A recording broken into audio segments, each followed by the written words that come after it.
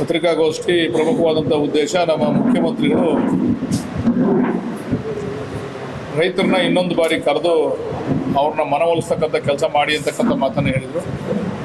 ಅದಕ್ಕೆ ಅವ್ರನ್ನ ಕರೆತಕ್ಕಂಥ ಈ ಪತ್ರಿಕಾಗೋಷ್ಠಿಗೆ ನಮ್ಮ GBD ಅಧ್ಯಕ್ಷರಾದಂಥ ನಟರಾಜ್ರವರು, ನಮ್ಮ ಸ್ನೇಹಿತರಾದಂಥ ಮೆಟ್ಸ್ವಾಮಿ ಅವರು ಮತ್ತು ಎಲ್ಲರೂ ಕೂಡ ಇದರಲ್ಲಿ ಭಾಗವಹಿಸಿದ್ದಾರೆ. ಇಲ್ಲಿ ರೈತರನ್ನ ನಾವು ಕರೆದು ಮನವೊಲಿಸ್ತಕ್ಕಂಥ ಕೆಲಸ ಮಾಡಲಿಕ್ಕೆ ಹೋದೋ.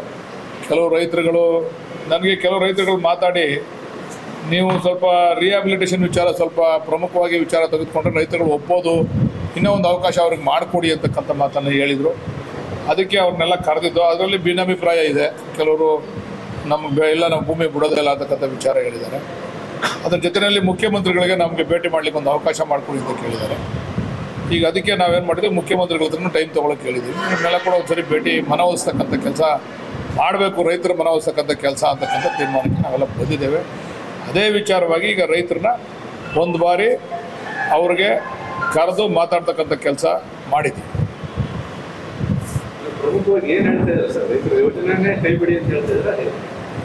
ಈಗ ಕೆಲವರು ಯೋಜನೆನ ಕೈ ಬಿಡಿ ಅಂತ, ಕೆಲವರು ಯೋಜನೆನ ಮಾಡಿ ನಮಗೆ ಭಾಳ ದಿವಸಗಳಿಂದ ಇರ್ತಕ್ಕಂಥ ಆತಂಕವನ್ನು ನಿವಾರಣೆ ಮಾಡಿ ಅಂತ.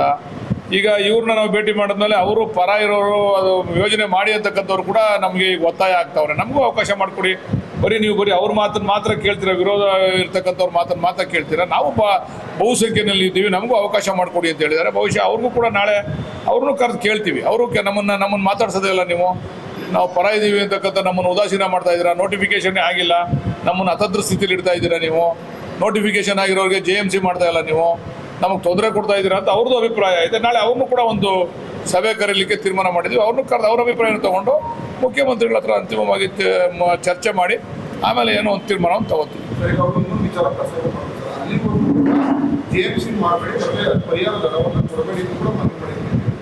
ಇಲ್ಲ, ಅವರು ಮನವಿ ಮಾಡಿದ್ದಾರೆ, ಬಟ್ ಪ್ರೊಸೀಜರ್ ನಿಲ್ಸಕ್ಕೆ ಬರಲ್ಲ. ಕಾರಣ ಏನಂದರೆ ನೋಡಿ, ಈಗ ಫೈನಲ್ ನೋಟಿಫಿಕೇಶನ್ ಆಗ್ಬಿಟ್ಟದೆ. ಫೈನಲ್ ನೋಟಿಫಿಕೇಶನ್ ಆದಮೇಲೆ ಅವರು ಅದನ್ನು ಡಿನೋಟಿಫೈ ಮಾಡ್ಲಿಕ್ಕೆ ಆಗಲ್ಲ, ಸಾಧ್ಯ ಇಲ್ಲ. ಯಾವುದೇ ಕಾರಣಕ್ಕೆ ಯಾವುದೇ ಸರ್ಕಾರ ಬಂದರೂ ಅದನ್ನು ಡಿನೋಟಿಫೈ ಮಾಡ್ಲಿಕ್ಕೆ ಆಗಲ್ಲ. ಈಗ ಅವ್ರನ್ನ ನಾವು ಫೈನಲ್ ನೋಟಿಫಿಕೇಶನ್ ಮಾಡಿಬಿಟ್ಟು ಅವ್ರನ್ನ ನೀವು ಪರಿಹಾರ ಕೊಡಲ್ಲ ಅಂತಂದರೆ ಅವ್ರು ನಾಳೆ ನಮ್ಗೆ ಅವ್ರು ಬೈತಾರೆ. ನಾವೇನು ಹೇಳ್ತಾ ಇದ್ದೀವಿ, ಯಾವ ರೈತರು ನಮಗೆ ಪರಿಹಾರ ಕೊಡಿ ಅಂತ ಹೇಳಿ ನಮಗೆ ಕೇಳ್ಕೊತಾರೆ, ಲೆಟ್ರ್ ಕೊಡ್ತಾರೆ, ಅವ್ರಿಗೆ ಮಾತ್ರ ನಾವು JMC ಮಾಡ್ತೀವಿ. ಇವರು ಬಲವಂತವಾಗಿ ಹೋಗಿ JMC ಮಾಡ್ತಕ್ಕಂಥ ಪ್ರಕ್ರಿಯೆ ನಾವು ಮಾಡಲ್ಲ. ನಾವು ಯಾರು ನಮಗೆ ಪರಿಹಾರ JMC ಸಮೇತ ನಮಗೆ ಕೊಡಿ ಅಂತ ಹೇಳಿ ನಮ್ಗೆ ಲೆಟ್ರ್ ಕೊಡ್ತಾರೆ, ಅವ್ರಿಗೆ ಮಾತ್ರ ನಾವು ಅದನ್ನು ಕನ್ಸಿಡರ್ ಮಾಡ್ತೀವಿ. ಈಗ ಅವರು ತ್ರಿಶಂಕು ಸ್ವರ್ಗ ಆಗ್ಬಿಡ್ತಾರೆ. ಫೈನಲ್ ನೋಟಿಫಿಕೇಶನ್ ಆಗ್ಬಿಟ್ಟದೆ. ನಾಳೆ ಮರ ಮುಗಿಟು ಏನಾರು ಒಂದು ಸ್ವಲ್ಪ ಹೆಚ್ಚು ಕಡಿಮೆ ಆದರೆ, ನಾಳೆ ಮರಗಳೇ ಇರಲ್ಲ ಅಂದ್ಕೊಳ್ಳಿ, ಏನಾರು ಹೆಚ್ಚು ಕಡಿಮೆ ಆಯಿತು, ಒಣಗೋಯ್ತು, ಮಳೆ ಇಲ್ಲ, ಅವರು ಫೈನಲ್ ನೋಟಿಫಿಕೇಶನ್ ಆದ್ಮೇಲೆ ವ್ಯವಸಾಯ ಬಿಟ್ಬಿಡ್ತಾರೆ ಅಂದ್ಕೊಳ್ಳಿ. ಈಗ ಅವ್ರದ್ದೆಲ್ಲ ಇವಾಗ ಇದೈತೆ, ಅಡಿಕೆ ಐತೆ, ತೆಂಗೈತೆ, ಆಮೇಲೆ ರೇಷ್ಮೆ ಐತೆ, ಬಾಳೆ ಐತೆ, ಇವಕ್ಕೆಲ್ಲ ಪರಿಹಾರ ಕೊಡದೆ ಹೋದ್ರೆ ತಪ್ಪಾಗಲ್ವ? ಅದು ಅವ್ರಿಗೆ ಅನ್ಯಾಯ ಆದಂಗೆ ಆಯ್ತದೆ. ನಾವು ಯಾರಿಗೂ ಬಲವಂತವಾಗಿ ಅವ್ರು ಕೊಟ್ಟರೆ ಮಾತ್ರ ಹೋಗಿ ಮಾಡ್ತೀವಿ JMCನ. ನಾವು ಬಲವಂತವಾಗಿ ಹೋಗಿ ಮಾಡಲ್ಲ, ಒತ್ತಾಯ ಪೂರ್ವಕವಾಗಿ ಎಲ್ಲರದು ಮಾಡಲ್ಲ. ಯಾರು ನೋಟಿಫಿಕೇಶನ್ ಆಗಿದೆ ಅವ್ರು ಏನು ಕೊಡ್ತಾರೆ ಅದ್ರ ಮೇಲೆ ಮಾಡ್ತೀವಿ ಅಷ್ಟೇ.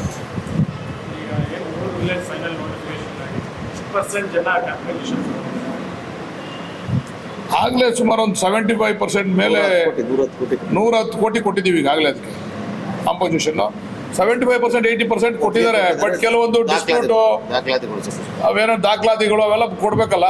ಸರ್ಕಾರಕ್ಕೆ ದಾಖಲಾತಿಗಳನ್ನ ಒದಗಿಸ್ಕೊಟ್ರೆ ಆದಷ್ಟು ಬೇಗ ಎಲ್ಲ ಕ್ಲಿಯರ್ ಮಾಡ್ತೀವಿ.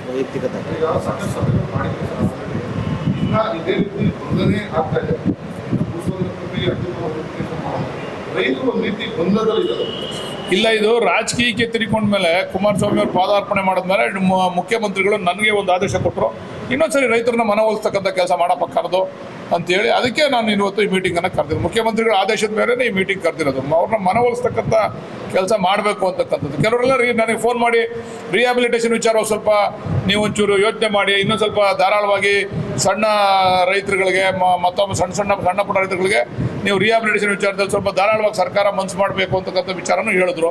ಅದಕ್ಕೆ ಕರೆದೆ. ಬಟ್ ಅದನ್ನು ಇಲ್ಲಿ ಚರ್ಚೆ ಮಾಡಲಿಕ್ಕೆ ಅವರು ಬಿಡಲಿಲ್ಲ. ಕೆಲವರು ಅಲ್ಲ, ನಮಗೆ ಬೇಡಕ್ಕೆ ಬೇಡ ಅಂತಕ್ಕಂಥ ಮಾತನ್ನು ಹೇಳಿದ್ರು.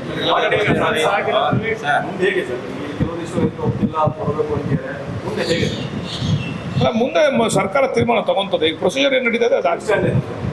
ನಮ್ಮ ಸ್ಟ್ಯಾಂಡ್, ಸರ್ಕಾರದ ಸ್ಟ್ಯಾಂಡೇ ನಮ್ಮ ಸ್ಟ್ಯಾಂಡ್. ಹೌದು, ಎಲ್ರಿಗೂ ಮಾಡಬೇಕಲ್ಲ. ಮಧ್ಯೆ ಬಿಡೋಕ್ಕಾಗಲ್ಲ, ಪ್ಯಾಚ್ ಎಲ್ಲ ಬಿಡೋಕ್ಕಾಗಲ್ಲ. ಸರ್ಕಾರ ನೋಡೋಣ, ಅದು ಈಗ ಇರ್ತಕ್ಕಂಥ ವಿಚಾರ ಮುಖ್ಯಮಂತ್ರಿಗಳ ಗಮನಕ್ಕೆ ನಾನು 70 ಸಿಗಲಿಲ್ಲ ಒಕ್ಕಲಿಗಂತ ರೈತರಿಗೆ ಒಪ್ತಾರೆ ಅಂತ ನಿಮ್ಗೆ ಅನ್ಸುತ್ತೆ ಸರ್? ಪ್ರತಿಭಟನೆ ಮಾಡ್ತಾರೆ ರೈತರು ಸುಮಾರು ಅದ್ರಲ್ಲಿ ಪ್ರತಿಭಟನೆ ಮಾಡೋದ್ರಲ್ಲಿ ಸುಮಾರು ಒಂದು 40-50% ಆಗಲೇ ಅವರೆಲ್ಲ ಒಪ್ಪಿಗೆ ಕೂಡ ಕೊಟ್ಟಿದ್ದಾರೆ. ಹಿಂದೆ ಮಾಡ್ತಾ ಇದ್ರಲ್ಲ ಸ್ಟಾರ್ಟಿಂಗ್ನಲ್ಲಿ, ಅವ್ರಿಗೆಲ್ಲ ಸ್ವಲ್ಪ ರೇಟಿನ ವಿಚಾರ ಇರ್ಬೋದು, ರಿಹಾಬಿಲಿಟೇಷನ್ ವಿಚಾರ ಇರ್ಬೋದು, ಇವೆಲ್ಲ ಮನವೊಲಿಸಿ ಅವರು ಸುಮಾರು ಜನ ಬದಲಾವಣೆ ಪರಿವರ್ತನೆ ಕೂಡ ಆಗಿದ್ದಾರೆ. ಇವರೆಲ್ಲ ಒಪ್ತಾರೆ ಅಂತ ನಿಮ್ಮ ಈಗ ನೋಡ್ರಿ, ಯಾವುದೇ ಇದನ್ನ 100% ಭಾಗ ಯಾರನ್ನು ರೈತರನ್ನ ಒಪ್ಪಿಸಿ ಮಾಡಿರ್ತಕ್ಕಂಥ ಉದಾಹರಣೆ ಎಲ್ಲೂ ಇಲ್ಲ. ಅದರಿಂದ ನಾವು ಮನವೊಲಿಸ್ತಕ್ಕಂಥ ಪ್ರಯತ್ನ ಮುಖ್ಯಮಂತ್ರಿ ಆದೇಶ ಮೇಲೆ ಮಾಡ್ತಾ ಇದ್ದೀವಿ. 2-3 ಸಾರಿ ಕೇಳಿದ್ರೆ ತಪ್ಪೇನಿದೆ. ಕರೆದು ರೈತರನ್ನ ಪ್ರಯತ್ನ ಅವ್ರೇನು ಹೇಳ್ತಾರೆ, ನಾವೆಲ್ಲ ಹೋರಾಟಗಳನ್ನು ಮಾಡ್ತಾ ಇದ್ದೀವಿ, ಪ್ರತಿಭಟನೆ ವರ್ಷದಿಂದ ಮಾಡ್ತಾ ಇದ್ರು ಕೂಡ ಸ್ಥಳಕ್ಕೆ ಬಂದು ಒಂದು ಸ್ವಲ್ಪ ನಮ್ಮ ಶಾಸಕರು ಅದಕ್ಕೆ ನಾನು ಅವ್ರಿಗೆ ಉದಾಹರಣೆ ಕೊಟ್ಟಿದ್ದೀನಿ ನೋಡಿ. ನಾನು ಸ್ಥಳಕ್ಕೆ ಹೋಗ್ತೀನಿ, ಅಲ್ಲಿ ಗೊಂದಲ ಆಗ್ತದೆ, ನಾಳೆ ಪೊಲೀಸ್ನವರು ಕೇಸು ವಗೈರೆ ಮತ್ತೊಂದು ಹಾಕ್ಬೋದು. ಆ ಗೊಂದಲಕ್ಕೆ ಅವಕಾಶ ಮಾಡೋದು ಬೇಡ ಅಂತೇಳಿ ನಾನು ಇಲ್ಲೇ ಕರೆದಿದ್ದೆ. ಈಗ ಒಂದು 8 ತಿಂಗಳ ಹಿಂದೆ ನಾನು ಇಲ್ಲೇನೆ ಒಂದು ಇದೇ ಥರ ರೈತರುಗಳು ಬನ್ನಿ ನೀವು ನಾನು ಚರ್ಚೆ ಮಾಡೋಣ ಅಂತ ಕರೆದ್ರೆ, ಅವರು ಜನತಾದಳದವ್ರು ಏನು ಮಾಡಿದ್ರು, ನೀವು ಟೆಂಪೋ ಮಾಡ್ಕೊಂಡು ಹೋಗಿ, ನೀವು ಲಾರಿ ಮಾಡ್ಕೊಂಡು ಹೋಗಿ ಒಂದು 3,000 ಜನ ಹೋಗಿ ಗಲಾಟೆ ಮಾಡಿ ಅಂತ ಅಂದಾಗ ನಾನು ಹೆಂಗೆ ಸಭೆ ಈ ಜನ ಬಂದಿದ್ರು ರೈತರು ಅದನ್ನೇ ಹೇಳಿದೆ ನಾನು. ನಿಮ್ಮನ್ನು ಈಗಾಗಲೇ 8 ತಿಂಗಳಿಂದ ಕರೆದಿದ್ನಲ್ಲ, ನೀವು ಇದೇ ತಿಂತ ಬಂದಿರೋ ಅವತ್ತು ನಾನು ಚರ್ಚೆ ಸಾಧಕ ಚರ್ಚೆ ಮಾಡ್ತಿದ್ದೆ. ನೀವು ಅವತ್ತು ಅವರು ಬೇರೆ ಪಕ್ಷದವ್ರು ನಮ್ಮ ವಿರೋಧಿಗಳು ಅಷ್ಟು ಜನ 2,000 ಜನ ಜೊತೆ ಚರ್ಚೆ ಮಾಡೋಕ್ಕಾಯ್ತದೆ ಇಲ್ಲಿ? ಒಬ್ಬೊಬ್ಬರು ನಾನು ಮಾತಾಡ್ತಾರೆ. ಈಗ ನಾನು ಸ್ಥಳಕ್ಕೆ ಹೋಗ್ತೀನಿ, ನನ್ನ ಮೇಲೆ ಏನೋ ಒಂದು ಅವಘಡ ಆಯಿತು ಅಂದ್ಕೊಳ್ಳಿ, ನಿಮ್ಮ ಮಾಧ್ಯಮದಲ್ಲೂ ಕೂಡ ಬರ್ತದೆ. ಅವಘಡ ಆದಾಗ ಅವ್ರ ಮೇಲೆ ಕೇಸ್ ಹಾಕ್ಬೇಕು, ನಮ್ಮ ಹೆಣ್ಮಕ್ಳ ಮೇಲೆ ನಮ್ಮ ರೈತರ ಮೇಲೆ ಕೇಸ್ ಹಾಕ್ಸ್ಬೇಕು. ನಾನು ಇದಕ್ಕೆ ಅವಕಾಶ ಮಾಡೋದು ಕೊಡೋದು ಬೇಡ ಅಂತ ನಾನು ಹೋಗಲಿಲ್ಲ ಅಷ್ಟೇ. ಅದನ್ನು ಮುಖ್ಯಮಂತ್ರಿಗಳು ಟೈಮ್ ಕೇಳ್ತಾ ಇದೀವಿ. ಅವ್ರು ಹೇಳಿದ್ದಾರೆ ಒಂದ್ಸರಿ ನಮಗೂ ಮುಖ್ಯಮಂತ್ರಿಗಳು ಭೇಟಿಗೆ ಅವಕಾಶ ಮಾಡಿಕೊಡಿ ಅಂತ ಟೈಮ್ ಕೇಳ್ತಾ ಇದ್ದೀವಿ ಮುಖ್ಯಮಂತ್ರಿಗಳಿಗೆ. ಅವರು ಟೈಮ್ ಕೊಟ್ಟ ತಕ್ಷಣ ಕರ್ಕೊಂಡೋಗಿ ಭೇಟಿ ಮಾಡಿಸ್ತೀವಿ. ಆ ಥರ ಏನಿಲ್ಲ, ವಿಶ್ವಾಸ ಮೊದಲಿಂದ ಹೋಯ್ತು. ಅವರೇ ಹೋಗಿ ಉಪಮುಖ್ಯಮಂತ್ರಿಗಳನ್ನ ಭೇಟಿ ಮಾಡ್ಕೊಂಡು ಬಂದಿದ್ರಲ್ಲ, ಅವರೇ ಹೋಗಿ ಉಪಮುಖ್ಯಮಂತ್ರಿ. ನೋಡ್ರಿ, ಇದು ಯಾವುದೋ ಒಂದು ಪಕ್ಷದ ಅವರು ಇದರಲ್ಲಿ ಇನ್ವಾಲ್ವ್ ಆದರೆ ಮಾತ್ರ ಇದು ಸಮಸ್ಯೆಗಳಾಗ್ತದೆ. ರೈತರು ಪ್ರಾಮಾಣಿಕವಾಗಿರ್ತಕ್ಕಂಥ ರೈತರು ಬಂದರೆ ಸಮಸ್ಯೆಗಳಾಗಲ್ಲ. ಯಾರೋ ಹಿಂದ್ಗಡೆಯಿಂದ ಒಬ್ಬ ಏನೋ ಅವಘಡ ಮಾಡ್ತಾನೆ, ಆವಾಗ ಅದಕ್ಕೆ ಇಡೀ ರೈತರ ವ್ಯವಸ್ಥೆಗೆ ಧಕ್ಕೆ ಬರಲ್ವಾ? ಅದು ಆಗಬಾರ್ದು ಅಂತ ದೃಷ್ಟಿ ಅಷ್ಟೇ. ನಾವು ಕರೆದಿದ್ದು ಇಲ್ಲೇ ಮಾತಾಡೋಣ ಬನ್ನಿ ಅಂತ.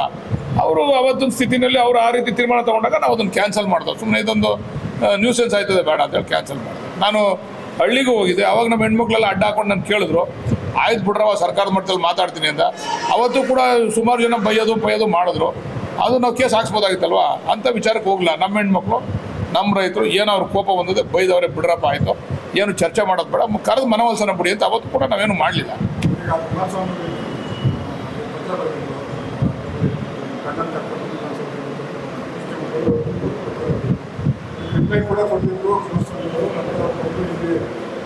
ಇಲ್ಲ, ಕುಮಾರಸ್ವಾಮಿ ಅವರ ಉತ್ತರಕ್ಕೂ ನಾನು ಹೇಳಿದೆ ಮುಖ್ಯಮಂತ್ರಿಗಳಿಗೆ, ಯಾರು ಈ ಯೋಜನೆ ಮಾಡಿದ್ರು ಅವ್ರಿಗೆ ಯಾಕೆ ಪತ್ರ ಬರೆಯಕ್ಕೆ ಹೋದ್ರಿ ನೀವು ಅಂತ.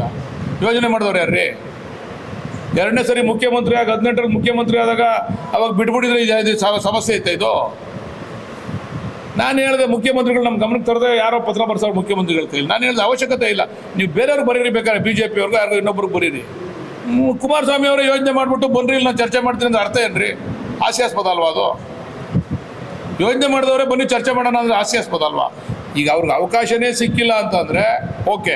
ಅವ್ರಿಗೆ 2ನೇ ಸರಿ ಅವಕಾಶ ಸಿಕ್ಕಿತ್ತು. 2018ರಲ್ಲಿ ಪುನಃ ಮುಖ್ಯಮಂತ್ರಿ ಆದ್ರಲ್ಲ, ಆವಾಗ ಇದು ನನ್ನ ಕನಸಿನ ಯೋಜನೆ, ನಾನು ಬಿಡಲಿಕ್ಕೆ ತಯಾರಿಲ್ಲ, ಅಭಿವೃದ್ಧಿ ಆದಂಥ ಜಾಗದಲ್ಲಿ 40% ಕೊಡ್ತೀನಿ ಅಂದರು.